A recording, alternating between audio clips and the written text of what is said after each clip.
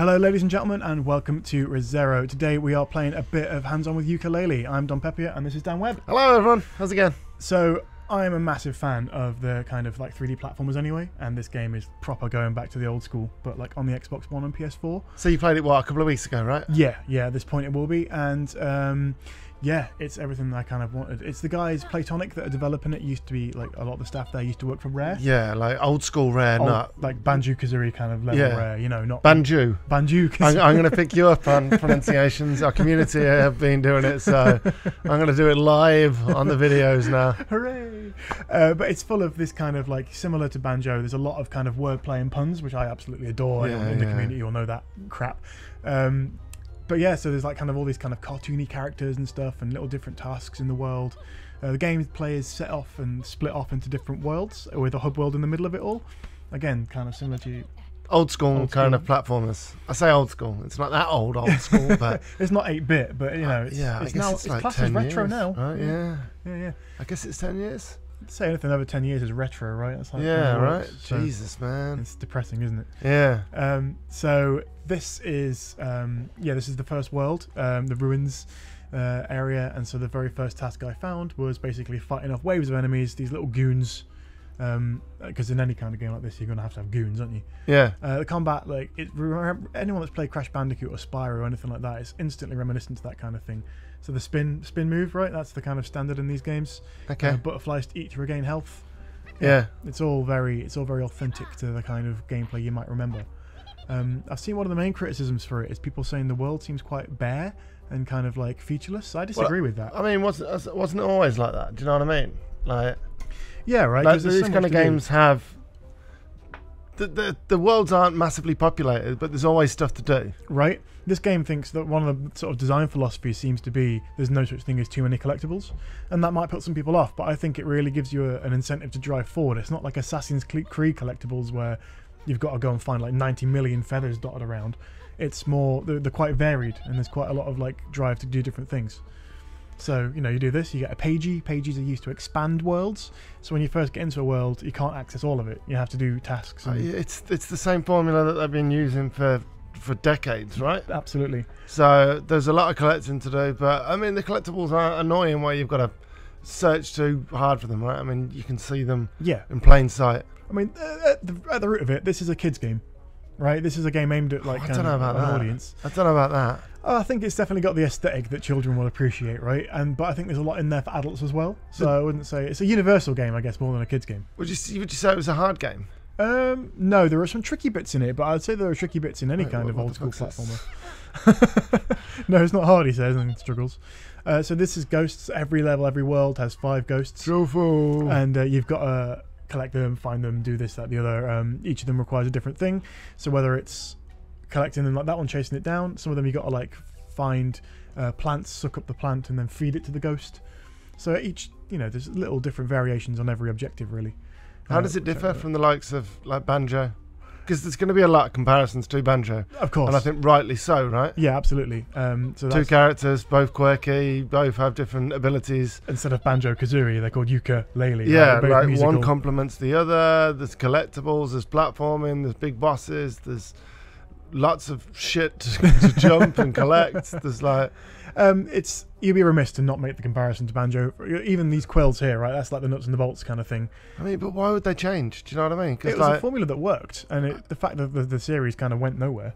That isn't down to the fact that the formula didn't work. The reason that the series isn't around now is because Microsoft tried to change it too much, didn't they? Absolutely. With nuts and bolts. And clearly this is what people wanted. So yeah, right. That's why it's come back in this way. This is a cloud that you race. Nimble, that's it. So yeah, even every world I imagine is going to have a race like this. Every world also has like a retro game in it as well that you can go and unlock. There's so much just going on, and yeah, I don't know, it just really appeals to the kind of gamer that I am. When it comes to games like this, I'm the sort of person that needs to, if I go to a world, I need to find get everything. Yeah, likewise. That's why I didn't really get into Banjo. I loved it from what I played, but it just took me too long, and I was running around one world looking for, like, I don't know what I can't remember what you even had to pick up, but I don't think that does this because there are so many different variables and there are kind of you get rewarded very much in game for every collectible you get really. Yeah. And so that makes it all the more like kind of addictive because you want to keep going and it keeps giving you a reason to play. You missed all 3 of those. Like if you're trying to weave in and out, that was very impressive, Don. But hey, you can go back and collect the quills. I'm just trying to beat the cloud because this isn't. I'll admit this isn't my first try at this race and it does get a bit tricky. Because when the stealth editing. Yeah, yeah, you could never tell where it changed. Could you? No, I actually couldn't. I always beat you. Don't worry, I got the butterfly. So in this, the butterflies give you energy, which lets you roll more, and that seems to be the only way to do it. If you run, you got no chance. Okay. So yeah. I love that you're racing a cloud. Is it a cloud or like a fart? It's like a Rick and Morty style fart. Yeah, right. That's exactly what I was thinking. I just took him to the post there. Yeah, close, not too bad. Close. How many attempts? 2 actually. Okay. The second attempt. So because the That's first not too time I bad. didn't realise I needed the butterflies. He says something at some point about being like a cloud-based racing. He poops out the page on you. Okay. Or rains it out. Let's go with rains it out. Poops it out. Jesus Christ. Clouds don't poop, Dom. What did they teach you in biology? So yeah, the game kind of goes on and on and on. There's so many different things. I only actually played the ruins part of this. Which is this part? This right? is this, yeah. After this same gameplay section offered you the second world, the glacier, but I wanted to try and expand this world and see everything I could find in this one. But as you go on, like the quills that I'm collecting, the kind of bits, these things, they can unlock new moves for you. So I'm collecting it. Yeah, but not collecting it. Yeah, they open up new moves for you. You can go to Trouser the Snake. Oh, I've seen that guy. I tell you what, right on cue. The characters and the designs are just phenomenal. Yeah, because it's a pair of trousers with a snake in it. Yeah, but the snake, it's brilliant. Do we get to see him? Yes, yeah, I'll go to him in a bit. And there's also, it introduces you to the guy, the fridge that dispenses tonics to you. There's so many different kind of elements to it that just kind of incrementally go up and up as you go. I'm really looking forward to seeing how it shapes up towards the end of the game. So I found this thing, no idea how to activate that. Okay, so that's some... But that's just there early on in the game. And then it makes that platform solid, you can get up. It's maybe a lift. Yeah, absolutely. Again, it reminds me of the Crash Bandicoot, where if you don't die before you get to one of those platforms, it goes from translucent to solid, and, you know, that's the situation. Death isn't very... It's pretty easy to stay alive in this. I say that, I'm probably going to die in a little while now. But even down to this thing, right, this is kind of platformy. I've seen people also criticise the Unity engine when it comes to this and say it doesn't look particularly like it handles particularly well. I think it does. I think it handles. Well, you played really it, so how does it handle? Yeah, great. I think it's fine. Things like this can be a little difficult because I guess in the old style games it would go side on for this sort of thing. Yeah. But that's just a matter of learning the controls and the camera. I think any 3D platformer, the camera can be a bit of a trick, but it's just getting used to it, isn't it? Yeah. So, I mean, there's always going to be camera issues with third-person games, right? Like especially platforming games, right? I mean, that's it. You just got to figure out where the shadow is. That's what these games are great for. That shadow underneath you, that's your identifier. It's exactly what you need to know. Can you climb and stuff? No, not yet. But I imagine skills will let you, like maybe an extra jump to get up there, or a slam bounce kind of thing. So that's what I like. You can explore to your heart's content, and you got to make a mental note of what's this thing, or can I get back here? Do you jump off the edge? I do, because I see down here. There's a little thing in there. Oh, shit. Thinking, do you get it? No. Oh, close though, close. I actually managed to get back in later on, but there's nothing in there. It's just a trick. Oh, is it really? So I let the developers play with you. There's another style of thing here, which is like a little time trial thing, like a assault course, as it were. Well, I try a few times. Eventually get there, I think. It actually looks quite hard. Yeah, right, because it looks simple. It does look simple enough, but it's not always as straightforward as it seems. So I have a few attempts at this. Yeah. But even this is just something hidden up in the rocks on this level, right? You don't instantly know you need to get there. But I guess you've got to do it to get something from the reward, and then that reward. Yeah, you can either do this, or there are kind of main quest things with actual characters dotted around. You can do those instead. So if you choose to do this, it means you might have to do one less mission if you want to get the pages. So there are multiple ways of getting enough resources to do X, Y, Z. Tom, you keep getting distracted by the feathers. I know, right? The quills. Yeah. Damn you, quills. It's weird you mentioned Assassin's Creed and feathers earlier on. That's basically what you've been doing. But then, you know, I'm looking at that and I accidentally uncover this freak, which is another very nice, Tom. Very nice. Again, in my limited time with the game. She might have a genetic condition. She brought this on herself. She's Octopusoid. Something that you're not gonna get across in this demo is that when they're talking, it's not voice acted, but instead like done with effects. It's like, okay. Like when you hear Nigel Farage talk. Yeah. Wow. Political. Anybody else in the rest of the world has just gone, who? What? What's that about? It's a UK joke, folks. Yeah, sorry about that. But yeah, so that's really nicely done as well. I have an inkling. Hey, there's so many puns in it. That's something I really do appreciate about the writing. I love it so much. You know what? I'd probably appreciate them more from them than you. Later on, there's a minecart called Kartos, and Laylee just makes constant God of War puns, and it goes totally over Kartos' head. Okay. And when Kartos says, "Hello, I'm Kartos," Laylee's like, "Who are you? The God of Ore?" Oh, it's God. just it's that really kind of Jesus lowest common Christ. denominator thing. I don't want to buy this now. But I think in a world where, you know, so many games that are going open world do it really kind of seriously, it's nice to have a kind of light-hearted open world sort of game. I don't remember the last time there's a game like this. No, me neither. I do think perhaps we're going to come into a renaissance of this kind of thing. Obviously, we've got the Crash Bandicoot trilogy releasing this year, potentially for both consoles. I mean actual like new IPs. Or even just new games, because everything's been like remasters, like Ratchet and Clank. Yeah, even Ratchet. I guess it was rebuilt entirely, but yeah, it's still the same game, right? Like new ideas is great. I mean, look at this. This is cool as shit. Look at the scan lines on him, man. Isn't it just nicely done? So yeah, this is very meta as well, referring to the fact that he's in the right decade. This is Rextro. They go Kartos karting at the back there. This is Kartos. He's Rextro, but then you play Kartos. His game is Kartos karting, so you ride Kartos around. Okay. In a very kind of top-down sort of retro style.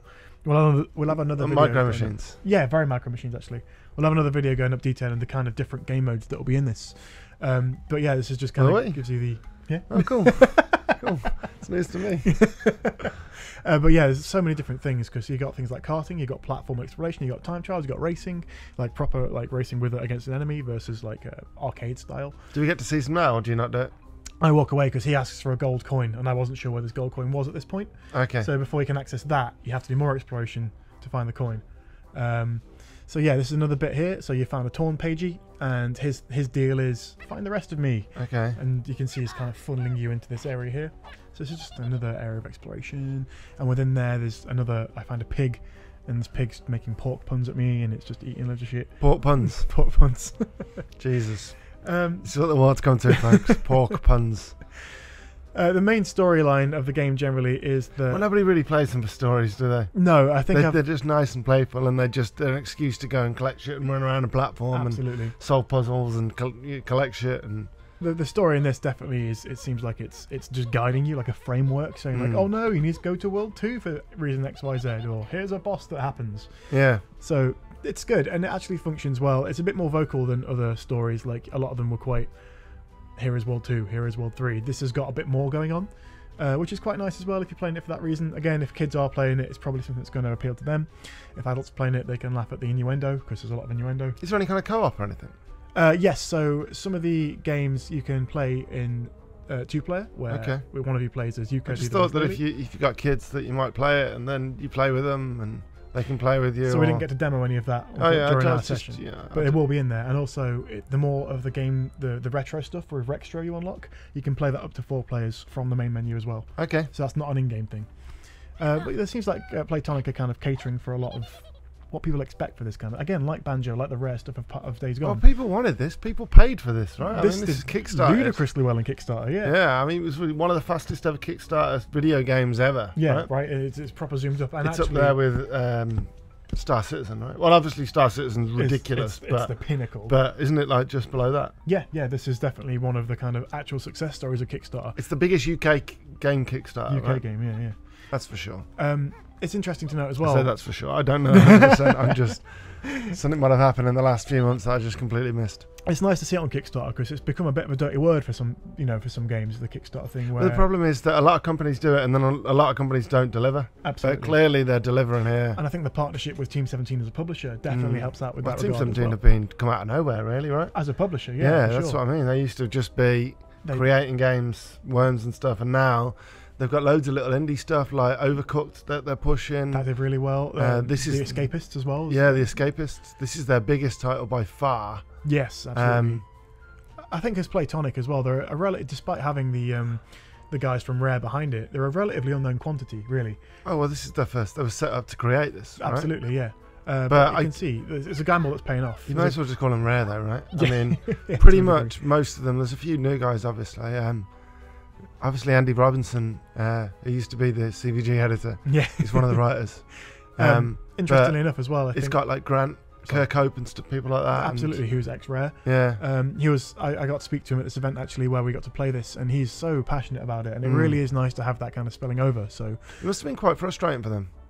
What, having like kind of taken their IPs and well, no, like they created these games that everybody loved and they worked and everybody wanted to play more, and then they were just never given the chance to play more, to make more for people to play, like not in the spirit of what they've made here. And you can tell they clearly wear their influences on their sleeve, and they love what they're doing, and there's a lot of passion behind it. So it's it is interesting to see. At least they've come back. At least they are a developer that's had a kind of success story. Yeah. In that they've gone and come back and got to play.